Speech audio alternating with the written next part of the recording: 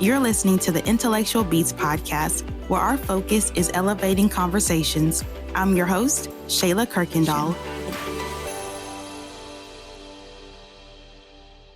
So I was spending time in devotion one morning, and this word came into my spirit, and that is the transition you are hesitating to make is necessary. Okay, the transition you are hesitating to make is necessary. And when that word dropped in my spirit, I started to think about like my life and me navigating through college and onward even to where I am today. And I began to think about sometimes it is not fear that holds people back from moving in the direction they feel like God is calling them into, but sometimes it's this fact that we find ourselves teeter-tottering, right? Okay, on one hand, I feel like God is calling me into something, and on one end, it's like, but I'm comfortable here, and it's a risk to move. Maybe I should stay put. At the same time, I don't want to miss what God is calling me into. Maybe I'm going to ask God for another sign. You see where I'm going here? We're teeter-tottering. We're going back and forth. And so I feel like the sole fact that we are teeter-tottering between God and, I would say, obedience is the fact that we don't realize we may make a decision that's going to cause us to stay in our current situation. And I've had moments where I'm like, God, I'm living in regret now. At the same time, thank God for the revelation to where now I realize even if I did miss the opportunity or I did miss a moment, God has brought so many moments back into my life. So many situations have come full circle to where now it's like I'm not afraid to step out and do what God has called me to do. I have the knowledge, I have the recollection. I'm like, you know what, God? As you say in your word, if you be for me, who can be against me? So with that, I'm able to now say, God, I'll move into what you've called me to do. I know there's this feeling of, okay, well, God, what if you're calling me to leave behind everything I've known? Okay, God, that's fine now. I know that I can, now I'll take the step and step into it. God, what you're calling me into may cause me to have to maybe leave friendships as I once had known them. That's okay, God, because now I can say I am willing to step into it. I don't want to allow the things I missed in the past to keep on reoccurring in my current situation that can now impact my future. I'm going to read a couple of things that I wrote down as God was giving it to me because, again, it was just in my spirit. And one of the things I wrote down is that sometimes we do not realize that God has already given us signs and told us in previous seasons what we need to do. Because sometimes God will speak something into the spirit. He'll speak it 1 year, and sometimes it may take us a year or two to go by before that thing actually manifests. Okay? One reason is because God has us in a preparation period, right? God has spoken something. Now I need you to get you ready for it, right? Because the thing about it, and I believe what I'm telling you, you've already heard this before, right? Where God speaks a word and you just get really giddy and excited about it, but it's like God knows I cannot really give you that right now. I can show it to you. I can show you the vision. I can show you this is what I'm promising you, but I know you're not ready for it. And truth of the matter is, we may feel like we're ready for it, but deep down inside, I think we even know that God needs to take us through a preparation period to help us to be able to handle whatever it is once he drops it in our lap, right? So another thing I began to write down is this. God has a preparation period to get you ready to walk into what he has already spoken in your life. But what we tend to do is keep asking God for signs because we believe, hey, I'm looking for something, God, in particular, right? And I've said this before. I was in college, actually. I'll never forget it. And it probably came out of one of my church services that we would go to midweek when I went to my college. I went to Houston Baptist University, now Houston Christian University. And one of the things I remember saying is that when you ask God for a sign and he grants your request, right? He grants the petition that whatever it is you were asking for, don't complain about the form that it arrives in. Okay? The reason being is because you can be like, God, I'm going to move and do whatever you told me to do if you do this, right? If you show me this. And then may not realize that God is actually acting upon what you said. He is showing you a sign. But because it did not arrive the way you were thinking in your imagination, it's like, God, that's not it. Let me ask God one more time. So God, if it be thy will, show me this, that, and the other. And God is like, I already showed you. But see, the thing about it, when it doesn't look like what we want it to look like, That again is another excuse I would say to keep us stagnant, to keep us teeter-tottering. Okay, God, I want this. Am I going to believe you for it? Step into it with my faith no matter what. And not again just asking for signs. Not again being like maybe afraid of the risk. Okay.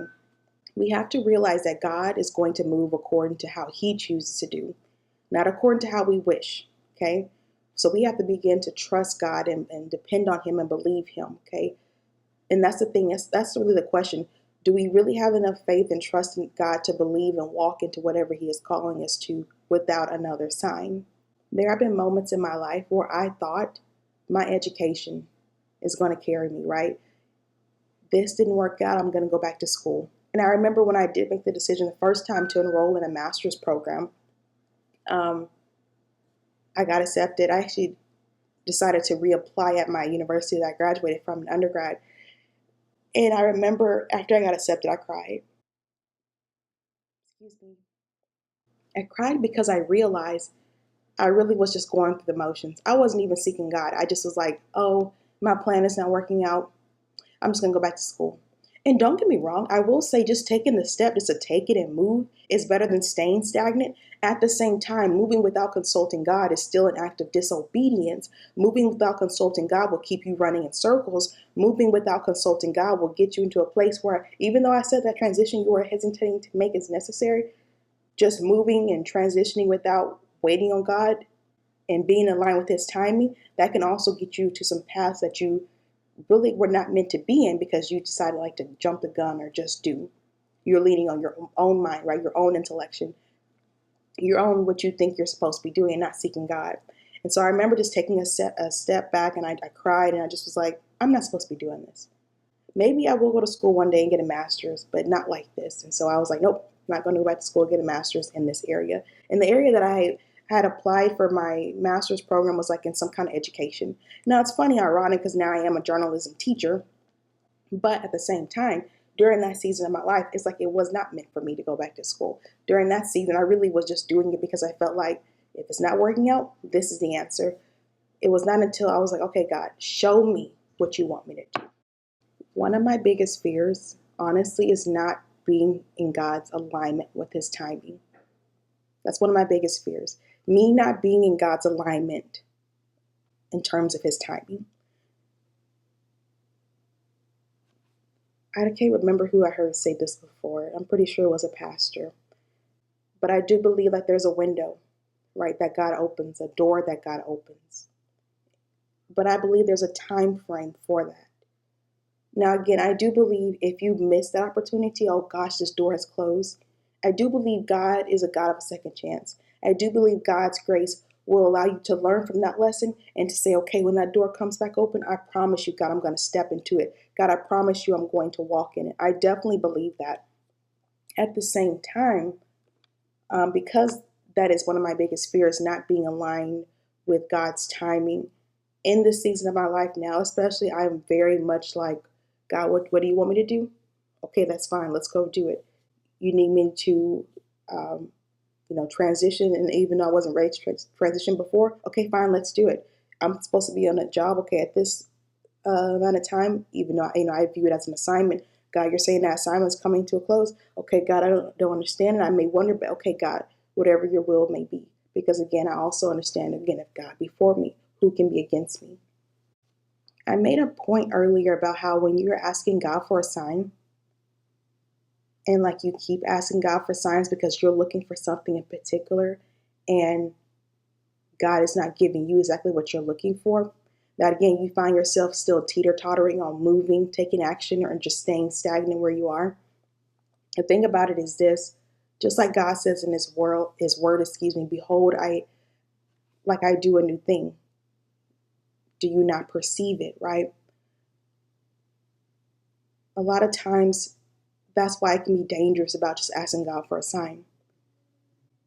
You're looking for something in particular for that sign, not really realizing God's already giving you the sign. Because again, it's going to probably look like something new. One reason I would say is because God needs you to rely on sole dependence on him. And the hard thing about that is it's so easy to lean upon your own skill set. Again, myself, I thought, okay, things are not working out. It's time to go back to school. Now, I will say, I did have a moment in my life where when I first graduated from school, I did try to go back to school, got accepted, and said, okay, fine, no, that's not what God's telling me to do. However, during the pandemic, I am trying to be a journalism teacher because I was in the process of getting a teaching certification. Things were not working out. And then I was like, you know what? I think it is time to go back to school. At that season of my life, it kept being in my heart and my spirit. You know, you want to be maybe a professor one day. Maybe this is the time to launch out and do that. So then it made more sense to go ahead and go back to school and do it. Um, but again, that season, that alignment, and I can't even think of like, what did God give me a sign to say, Shayla, it's time. But I will remember. It was in July. I was sitting outside of my the vet's office waiting for my dog while she was getting some things done. And I remember I was sitting in the car. My mother was with me, and I remember just being like, it's like something in the back of my mind saying, "Go back to school, go back to school, go back to school." And something I think was dealing with me before that. I just couldn't put my finger on it. And I will say, July has always been one of those significant, pivotal times in my life where God always reveals to me, like, Shayla, we're getting ready to shift into some things. I may not reveal all the plans to you, God, but we're getting ready to shift some things. So when that happened and I decided to make the decision to apply and eventually got accepted and started school in January for the spring, again, the alignment with God, it just made sense. Okay. So it's hard when you're asking God for a sign. But I will say more than anything else, at the heart of it, seeking God is what you just really have to do. So I said that transition you are hesitating to make is necessary. I say that because a lot of times I feel like if something really is pulling at your heart, really pulling at your spirit to go do and pursue, that is the spirit nudging you. And so then you find yourself wrestling against spirit and flesh. The spirit is telling me to come on and shift this way. My heart, let me say it like this, my heart, or even my physical being is like, well, it may not look right again because it's risky and this, that, and the other happening. And the reason I shifted and said heart is because the Bible says lead not to your own understanding. And I think I've heard other people say that's why you have to be careful with following your heart, because sometimes you say follow your heart and it's like, my heart may not always be the right thing. But if I say I'm following the Spirit, what the Spirit is telling me to do, then I can trust and believe God is leading in a direction that will not lead me astray. Okay, but again, so we find ourselves spirit, flesh. What does the Lord say? Or do I compromise and do what I think? Okay. Hey there, I wanted to pause for a second to say, in case you are listening to this episode on a podcast streaming platform, I want to let you know that anytime you notice that I have not posted an episode in a while, chances are I am still posting different updates directly on my blog and on YouTube. Sometimes this may be a movie review and even a life update. So if you have not done so yet, please be sure to subscribe to my YouTube channel, which is under my name, to catch not only the podcast episodes if you want to see them in video format, but also to be notified of short inspirational messages that I post on my YouTube channel. As always, thank you so much for your support. I really, really appreciate it. Now, let's get back to the episode. God says, blessed are those who have not even seen him, right? And believe in him. I would even liken that to blessed are those who are willing to make the transition, who are willing to step into a new level of their faith, willing to shift without even knowing all the details. There are so many times in the Bible, God does not give the full details. It's simply a commandment. I need you to go. And even if you don't understand it, it's like, do I take God at his word? That's one thing my father would always say in church. Do I take God at his word? Do I move? Do I shift? Or do I stay stagnant? I could say, oh, it's easy to just stay stagnant, but it's not. Because that's the thing too, the spirit will not leave you alone. And if you're like me, that will keep you up at night. If you're like me, that will make it to where you're like, God, today before today is over, you and I, we're going to work some things out. We're going to shift. We're going to do what you call me to do, because I'm not going to allow my own disobedience to also interrupt me being able to walk in peace. Why should God allow you to walk in peace when he is telling you it's time, it's time, it's time?